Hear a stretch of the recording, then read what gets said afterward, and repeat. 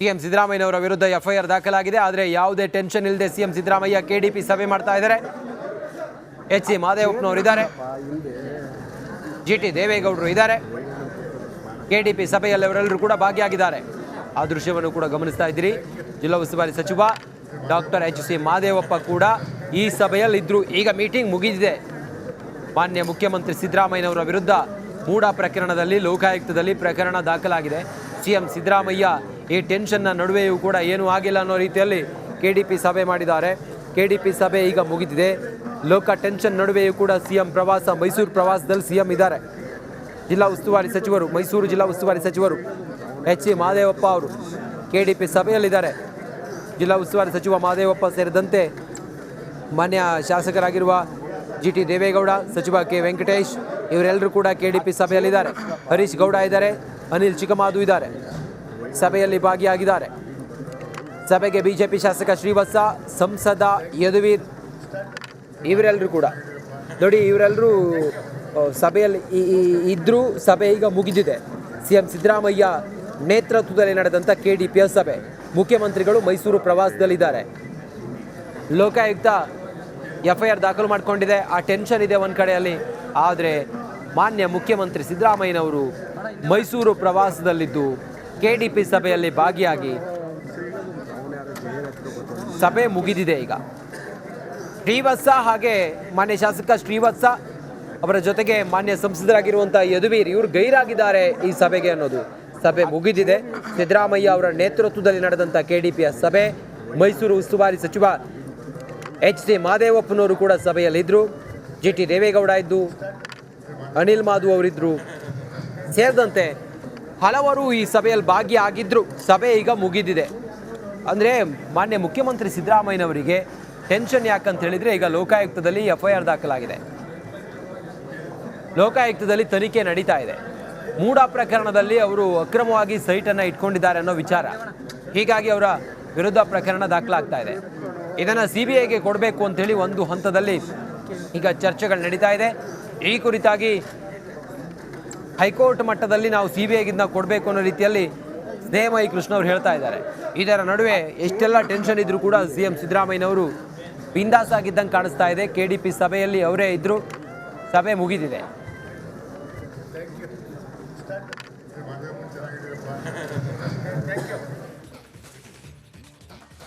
Republic ಕನ್ನಡದ ಕನಸಿನ ಕರ್ನಾಟಕದ ಬಗ್ಗೆ DCM DK ಶಿವಕುಮಾರ್ ಮನಬಿಚ್ಚಿ ಮಾತನಾಡಿದ್ದಾರೆ.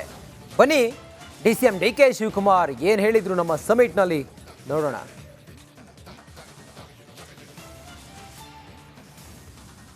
ಶ್ರೀ DK ಶಿವಕುಮಾರ್ ಅವರು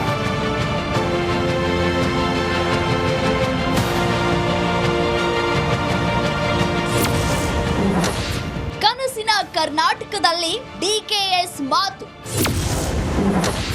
ರಿಪಬ್ಲಿಕ್ ಕನ್ನಡ ವೇದಿಕೆಯಲ್ಲಿ DCM ಹೇಳಿದ್ದೇನು? ಕರ್ನಾಟಕ ಸರ್ಕಾರದ ಮಾನ್ಯ ಉಪಮುಖ್ಯಮಂತ್ರಿಗಳು ಸನ್ಮಾನ್ಯ ಶ್ರೀ DK ಶಿವಕುಮಾರ್ ಅವರು ರಿಪಬ್ಲಿಕ್ ಕನ್ನಡದ ಕನಸಿನ ಕರ್ನಾಟಕದ ಮಹಾ ಸಮಿಟ್ನಲ್ಲಿ ಭಾಗಿಯಾದ DCM DK ಶಿವಕುಮಾರ್ ತಮ್ಮ ಅನಿಸಿಕೆ ಹಂಚಿಕೊಂಡಿದ್ದಾರೆ.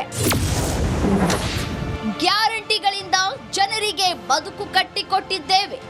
ಬೇರೆ ಪಾರ್ಟಿಯವರು ಏನಪ್ಪ ಅಂದರೆ ಭಕ್ತಿ ಭಾವನೆ ಮೇಲೆ ನಾವು ಅವರ ಬದುಕಿನ ಮೇಲೆ, ಅವರು ಭಾವನೆ ಮೇಲೆ, ನಾವು ಬದುಕಿನ ಮೇಲೆ ನಾವು ಭರವಸೆಯನ್ನು ಕೊಟ್ಟು ಜನ ನಮ್ಗೆ ಓಟ್ ಹಾಕಿದ್ರು. ಓಟ್ ಪ್ರಕಾರ 5 ಗ್ಯಾರಂಟಿ ಕೊಟ್ಟೆ.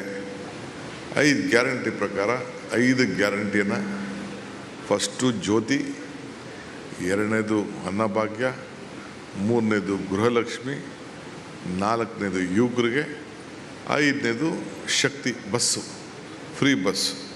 ಒಂದು 5-6 ಸಾವಿರ ರೂಪಾಯಿ ತಿಂಗಳಿಗೆ ಒಂದು ಕುಟುಂಬಕ್ಕೆ ಸಹಾಯ ಬೇಕು. ನಾನು ಇನ್ನೂ ನನ್ನ ಗುರಿ ತಲುಪಲು ಆಗಿಲ್ಲ. ಒಂದು ಗುರಿ ಇರಲೇಬೇಕು.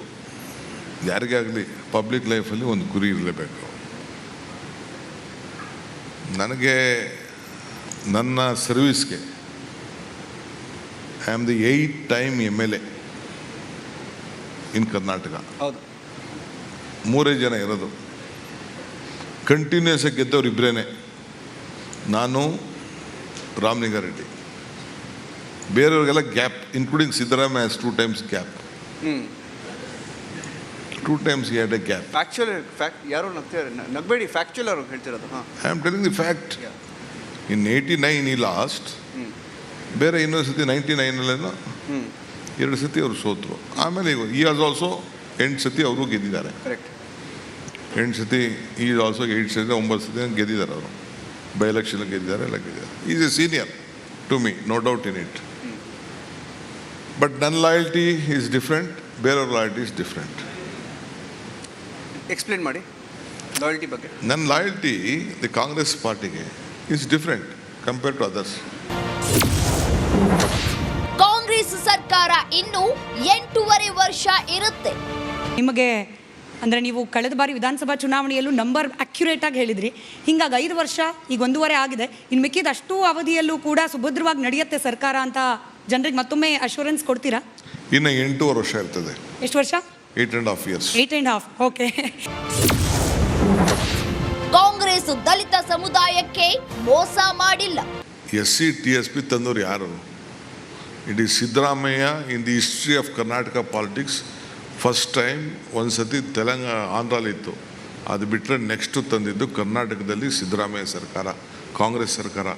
ಈ ಬಡವ್ರ ಬಗ್ಗೆ, ಶೋಷಿತರ ಬಗ್ಗೆ, ಪರಿಶಿಷ್ಟ ಜಾತಿ ಪರಿಶಿಷ್ಟ ಪಂಗಡದವ್ರಿಗೆ ಏನಾದ್ರು ರಕ್ಷಣೆ ಕೊಡಬೇಕು, ಸಹಾಯ ಮಾಡಬೇಕು ಅಂತ ಕಾನೂನು, ಸಂವಿಧಾನ ಥರ ನಮ್ಮ ರಾಜ್ಯದಲ್ಲಿ ಒಂದು ಕಾನೂನು ತಂದಿದ್ದು ಅವರು. ಅದನ್ನು ರಕ್ಷಣೆ ಮಾಡ್ತಾಯಿದ್ದು ಕಾಂಗ್ರೆಸ್ ಪಾರ್ಟಿ. ಪಾಪ ಅವರು ಏನು ಮಾಡ್ತಾಯಿದ್ದಾರೆ ಅಂದರೆ ಅವ್ರ ಕೈಲಿ ಮಾಡೋಕ್ಕಾಗಲಿಲ್ವಲ್ಲ. ಅವರು ಪಾಪ ಏನಾರು ಒಂದು ಸಣ್ಣ ಪಣ್ಣ ತಪ್ಪು ಆಯಿತು, ನಾನು ತಪ್ಪಾಗಿಲ್ಲ ಅಂತ ಹೇಳಿದೆ. ಬಟ್ ಗೌರ್ಮೆಂಟ್ ತಪ್ಪು ಮಾಡಿಲ್ಲ, ಯಾರೋ ಮಿಸ್ಯೂಸ್ ಮಾಡಿದ್ದಾರೆ, ಹಗರಣ ಆಗಿದೆ. We have gone to the investigation, we are looking at. ಮುಡಾದಲ್ಲಿ ಸಿದ್ದರಾಮಯ್ಯ ಪಾತ್ರ ಇಲ್ಲ. No subject, it has no subject, no relevance. ಒಂದು ಹೆಣ್ಮಗಳು ಆಸ್ತಿ ಕಳ್ಕೊಂಡಿದ್ದಾಳೆ, ಅರ್ಜಿ ಹಾಕ್ಕೊಂಡಿದ್ದಾರೆ. BJP ಗೌರ್ಮೆಂಟ್ ಅವರು ಅವ್ರಿಗೆ ಆಲ್ಟರ್ನೇಟಿವ್ ಸೈಟ್ನ ಕೊಟ್ಟಿದ್ದಾರೋ ಬಿಟ್ಟಿದ್ದಾರೋ, ಎಷ್ಟು ಕೊಟ್ಟಿದ್ದಾರೋ ಅಂತ ಅಂದ್ಬಿಟ್ಟು it is the BJP government responsible. ಸಿದ್ದರಾಮಯ್ಯನವ್ರದ್ದು ಯಾವ ಥರದ ಇಲ್ಲಿ ಪಾತ್ರನೂ ಇಲ್ಲ. He has not signed a document, not use this influence. Investigation order ಮಾಡಿದರೆ ಇನ್ವೆಸ್ಟಿಗೇಷನ್ ಬರ್ತದೆ, it will there is no relevance. I am categorically telling there is no fault with Srimati Parvati Siddaramaiah. There is no fault with Chief Minister. If anything is there, let us look at let the investigation come out with what is truth and what is. Kumaraswamy CM ಆಗ್ಲಿಲ್ಲ ಅಂತ ಹೊಟ್ಟೆ ಉರಿ. ಪಾಪ ಅವನಿಗೆ ನನ್ನ party 19 seat ಬಂದ್ಬಿಡ್ತಲ್ಲ, ನಾನು chief minister ಆಗಲ್ವಲ್ಲ, ನಾನು joker ಆಗ್ಬೋದಾಯ್ತಲ್ಲ, ಈಗಾಗಲಿಲ್ವಲ್ಲ ಅಂತ, ನಂಗೆ ಸಿಕ್ಕಲಿಲ್ಲ ಅಂತ ಒಸ್ಕೊಂಡು ಕೊನೆಗೆ ಪಾಪ there is no medicine for jealousy. ಹಂಗೆ ಪಾಪ ಹೊಟ್ಟೆ ಹುರ್ಕೊಂಡು ಪಾಪ ಜಲಸಿಯಿಂದ ಅವ್ರಿಗೊಂದು ಕಾಯಿಲೆ ಬಂದ್ಬಿಟ್ಟಿದೆ. ಬಟ್ ನಮ್ಮ ವೇದಿಕೆಯಲ್ಲೇ ಹೇಳಿದ್ರು ಮತ್ತೆ ನಾನು CM ಆಗ್ತೀನಿ ಸದ್ಯದರಲ್ಲೇ ಅನ್ನೋ ಹಿಂಟ್ ಕೊಟ್ಟು ಹೋಗಿದ್ದಾರೆ.